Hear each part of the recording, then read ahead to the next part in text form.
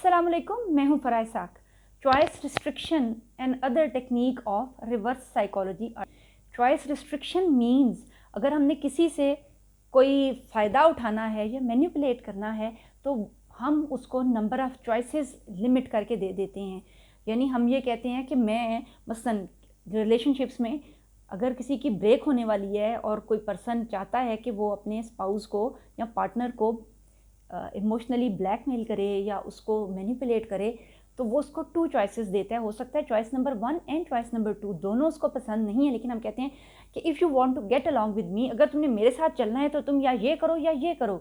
इस तरह से हम अगर आते हैं इसमें रिलेशनशिप के अलावा वर्क इन्वायरमेंट्स में भी some time we get restricted choices. ऐसी सूरत में क्या होता है कि जो एक ब्रॉड कैनवस है हमारे सामने अपनी फ्री विल का, अपनी मर्ज़ी से फ़ैसले लेने का, डिसीजन मेकिंग का, वो कम हो जाता है और एकदम से हम बंद गली में खड़े नज़र आते हैं और हमें ये लगता है कि we want to save our relationship. अगर हमने अपने रिलेशनशिप को बचाना है या अपनी जॉब को सिक्योर करना है या इवन ये रिलेशनशिप पेरेंट्स और चिल्ड्रन के बीच में भी हो सकता है कि हमने अगर अपना बच्चा को नहीं खोना और वो हमें ये चीज़ें बता रहा है तो हमने इसमें से कुछ ना कुछ करना है। तो इस तरह से रिस्ट्रिक्टेड रेंज ऑफ जो चॉइसेस हैं वो रिवर्स साइकोलॉजी क्रिएट करती हैं और हमें मैनिपुलेट और कंट्रोल करती हैं और हम नेक्स्ट ऑप्शंस को नहीं गौर करते हैं। ऐसे में बाकी सारी चीज़ें आउट ऑफ फोकस हो जाती हैं और वही बात जहन में रह जाती है जितनी सी कि हमें बताई जा रही होती है। अगर हम ये आइडेंटिफाई करते हैं कि we are given choices in our life, तो मत रिस्ट्रिक्ट करें 2 चॉइसेस में।